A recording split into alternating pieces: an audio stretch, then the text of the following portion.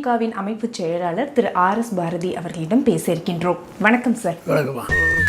இவன்டா 6 மாசத்துல எலெக்ஷன் ஒரு மேயராவது நீங்க வந்தீங்களா? நான் ஒரு பக்கத்து மிஸ் எடுத்துக்கிறேன். சவாலை ஏற்க தயாரா? பேசாம ஏன் ஓர சத்தம் போடுற? காலைல மாத்திரை சாப்பிட்டியா? இல்ல, அதே மாதிரி சார் திமுக இன்னும் அந்த தோல்வியோட திகைப்பிலேருந்து மீளவே இல்லையா? அழாதீங்க தம்பி, சொல்லியா சொன்னா கேளுங்க. அழாதீங்க தம்பி, தம்பி சொன்னா கேளுங்க, சொன்னா கேளுங்க. ஏன்டா அழுதுகிட்டு இருக்க? ஏன்டா அழுதுகிட்டு இருக்க? உங்க அப்பனை செத்தாடா போயிட்டான். உன் வயசு பையன் வரட்ட உங்க அப்பனை தோக்கடிச்சிருக்கான். நீ நின்று அழுதுகிட்டு இருக்க. ஏன்னா உங்க தரப்புல இப்ப நீங்க குதிரை பேரம் நடந்திருக்கு அப்படின்லாம் நீங்க ஆளுநர்கிட்ட போய் புகார் கொடுக்குறீங்க. உங்களை பொறுத்த வரைக்கும், திமுகவை பொறுத்த வரைக்கும் பாஜகவுடைய ஏஜென்ட் தான் ஆளுநர், ரப்பர் ஸ்டாம்பு தான் ஆளுநர். அப்புறம் அந்த ஆளுநர்கிட்ட போய் ஏன் புகார் கொடுத்துக்கிட்டு இருக்கீங்க? மக்கள் முன்னாடி இதை கொண்டு போக வேண்டியதானே? அவர் தான் கான்ஸ்டிடியூஷனல் ஹெட். சட்டமன்றத்துக்கு அவர் தான் கூட்டுற அதிகாரம் அவருக்கு தான் இருக்கு. அடங்கப்பா, இது உலக நடிப்புடா சாமி. ஆகவே முதல் அவருக்கு கொடுத்து, இப்போ இல்லை போன பீரியட்லேயே எடப்பாடி பீரியட்லேயே கவர்னர் கிட்ட நாங்கள் மனு கொடுத்தோம். அதான் நீங்க எதிர்கட்சியா இருக்கும்போது கவர்னர்கிட்ட கொடுக்குறீங்க, ஆளுங்கட்சியா வரும்போது கவர்னரை எதுக்குறீங்க? அவருக்கு என்ன கான்ஸ்டிடியூஷன் அத்தாரிட்டின்னு கேள்வி கேட்குறீங்க.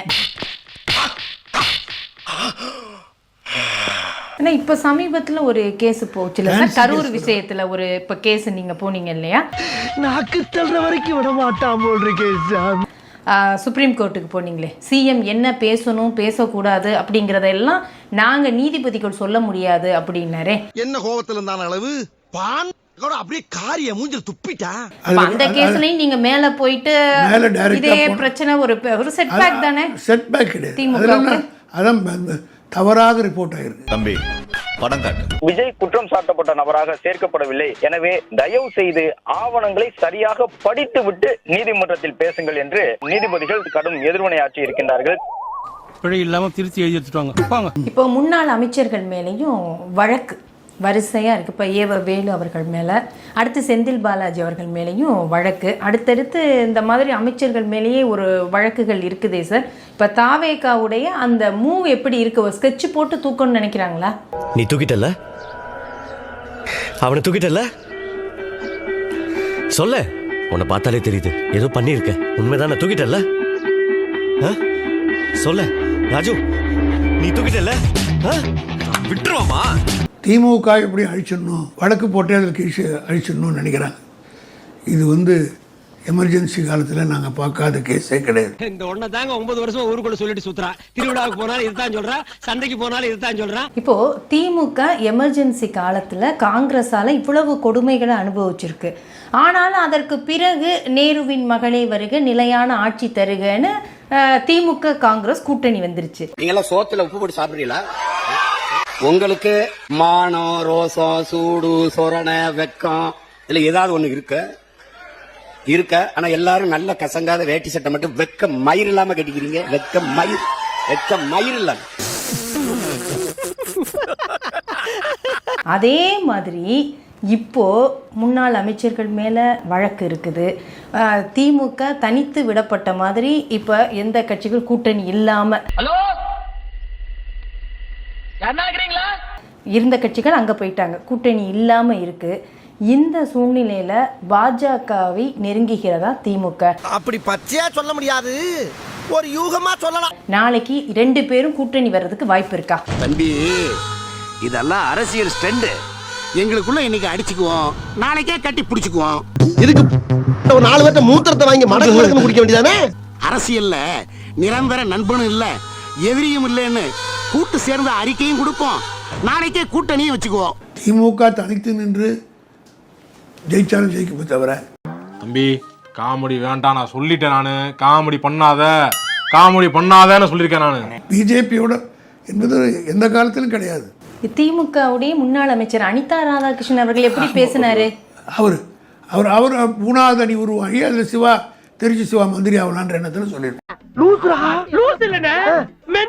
இல்ல, அது நீங்க கொடுக்கிற விளக்கமா இருக்கு. அவர் அப்படி பேசலையே, தெளிவா தானே பேசியிருந்தார். 6 மாசத்துல இங்க மறுபடியும் ஸ்டாலின் அவர்கள் முதல்வராக. ஆட்சி என்பது உங்களுக்கு நிரந்தரமா?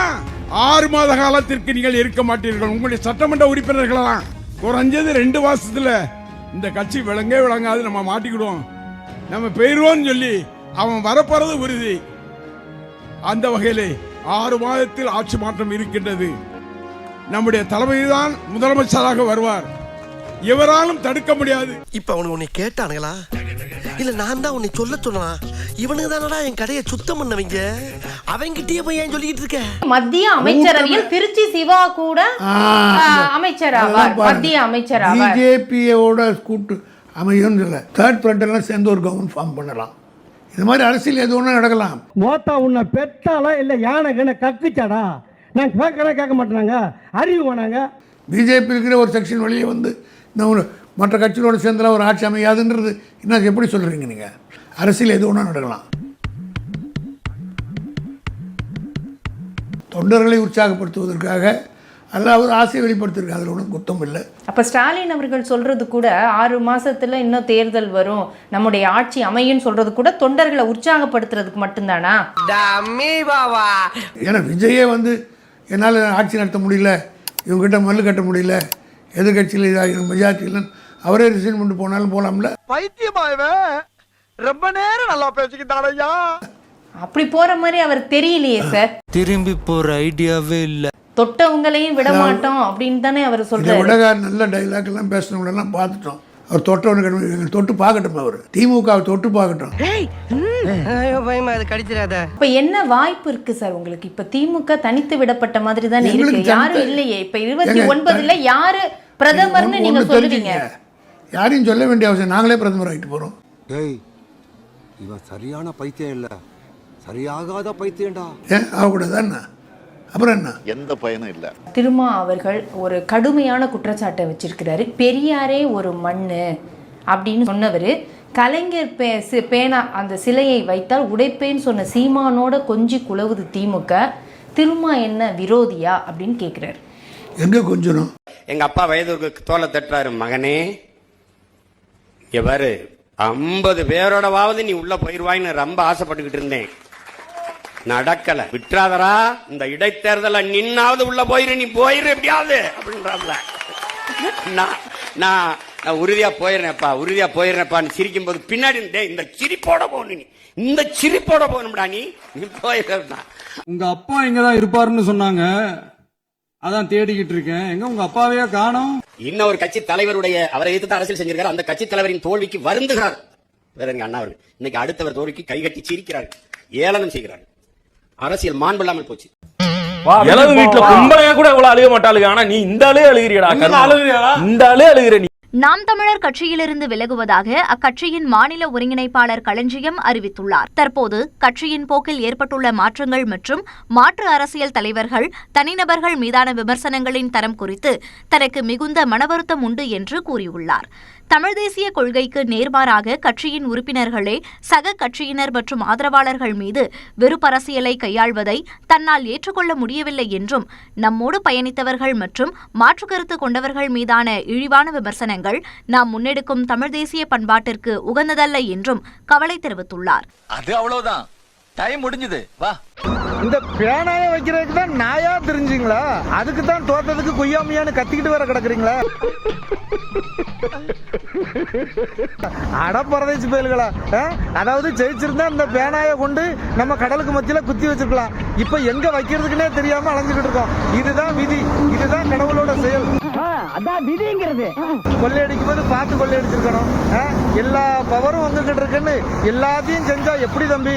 கடவுள் இருக்காருலையா, நீங்க இல்லைன்னு சொல்லலாம், ஆனா கடவுள் இருக்கிறது உண்மைதானே தம்பி?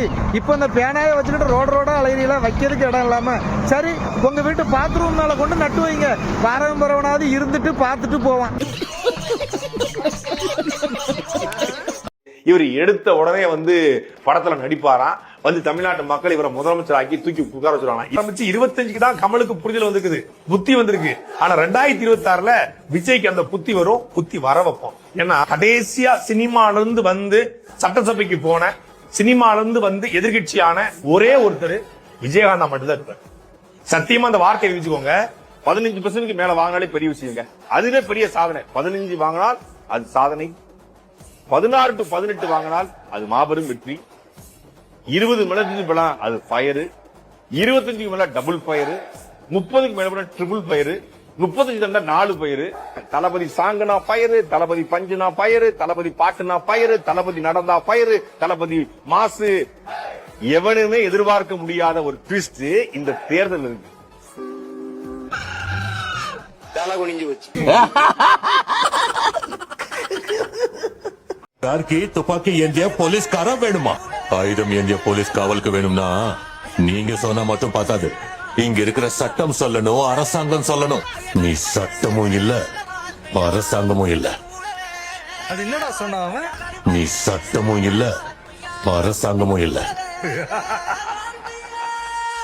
டி ஜோசப் விஜய் எனும் நான்